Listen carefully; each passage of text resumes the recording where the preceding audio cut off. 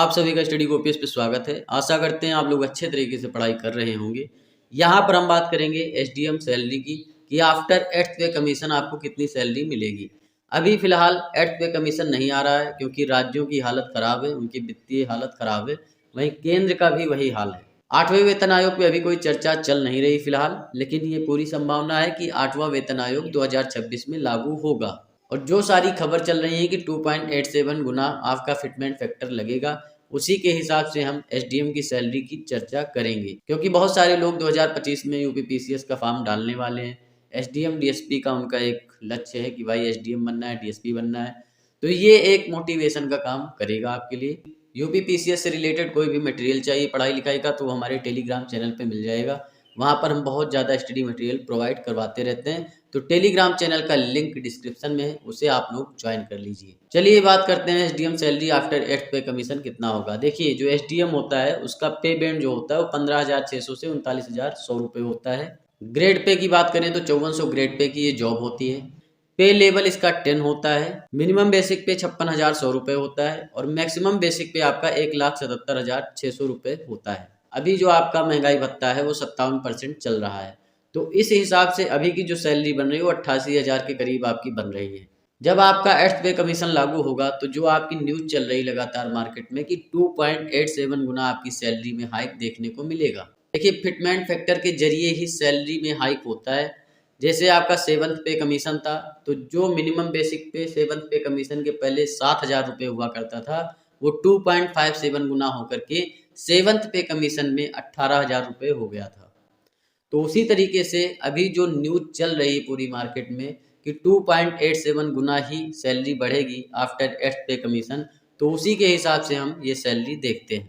देखिए, जो बेसिक पे है आपका एसडीएम का वो 56,100 रुपये है और जब आपका 8th पे कमीशन आएगा तो जो फिटमेंट फैक्टर है 2.87 गुना, इससे इसको मल्टीप्लाई कर दिया जाएगा और उसी के आधार पे आपका बेसिक पे नया बेसिक पे बन जाएगा।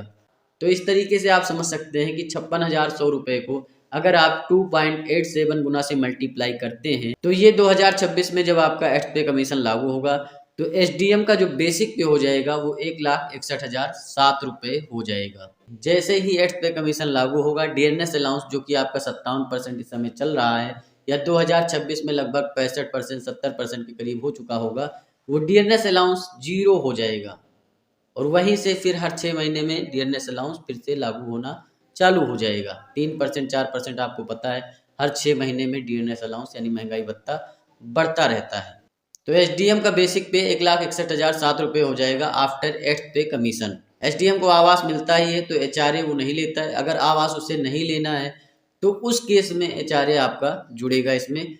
10,000 रुपये आपको टीए के मिलेंगे यानी ट्रांसपोर्ट अलाउंस के 10,000 रुपये मिलते हैं। तो 1,61,000 में आप 10,000 और जोड़ दीजिए तो 1,71,000 रुपये आपका हो गया। और इसमें कटौती भी आपकी एनपीएस की और इनकम टैक्स की होगी। 1,61,000 का अगर 10% आप निकालेंगे तो 16,000 रुपये आपका एनपीएस का कट जाएगा। तो 1,71,000 रुपये में से 16,000 रुपये तो आपका एनपीएस का कटेगा, साथ में इनकम टैक्स भी आपको देना पड़ेगा। तो ये मान के चल सकते हैं कि ओवरऑल आपको 1.5 लाख पर मंथ की सैलरी मिलेगी जब आपका 8th पे कमीशन लागू हो जाएगा। और ये आपकी इनिशियल सैलरी होगी जब आप ज्वाइन करेंगे आफ्टर 8th पे कमीशन। उसके बाद हर 6 महीने में आपको पता है डीए आपका बढ़ता रहता है, 3% 4% कभी कभी 5% भी बढ़ जाता है। पीसीएस का हर साल फॉर्म आता है, आपको पता है। तो अगर आप तैयारी करते हैं, जी तोड़ मेहनत करेंगे तो सिलेक्शन ले सकते हैं। जो भी आपको स्टडी मटेरियल चाहिए यूपी पीसीएस के लिए, यूपी पीएससी आरओ के लिए, उसके लिए आप हमारा टेलीग्राम चैनल ज्वाइन कर सकते हैं, डिस्क्रिप्शन में लिंक है। देखिए, एसडीएम डीएसपी कुछ भी बनना है तो काफ़ी ज़्यादा मेहनत करनी पड़ेगी, जी तोड़ तैयारी करनी पड़ेगी, तभी आप सिलेक्शन ले सकते हैं। देखिए, जब आप एसडीएम या डीएसपी बनते हैं तो जाहिर सी बात है सैलरी तो आपको मिलती ही मिलती है, साथ में इतना ज़्यादा इज्जत मिलती है, भौकाल मिलता है, रुतबा मिलता है, गाड़ी मिलता है, घोड़ा मिलता है। आपका इज्जत रुतबा सब कुछ शून्य से शिखर पे पहुंच जाता है। गाड़ी मिलता है, ड्राइवर मिलता है, आवास मिलता है, नौकर चाकर सब कुछ मिलता है, सिक्योरिटी मिलती है। तो ये सारी सुविधा अगर आप जोड़ेंगे तो किसी भी प्राइवेट सेक्टर में आपको नहीं मिलने वाला है। ये सारी सुविधा जब आप एसडीएम डीएसपी ज्वाइन करेंगे तभी मिल सकती है। तो कहने की बात होती है कि प्राइवेट सेक्टर में बहुत पैसा है, लेकिन रुतबा और भौकाल सिर्फ और सिर्फ आपका एसडीएम और डीएसपी में है। तो इसलिए मन लगा के पढ़ाई करते रहिए। चैनल को सब्सक्राइब करिए, वीडियो को लाइक करिए, शेयर करिए। मिलते हैं नेक्स्ट वीडियो में। धन्यवाद, थैंक यू, शुक्रिया।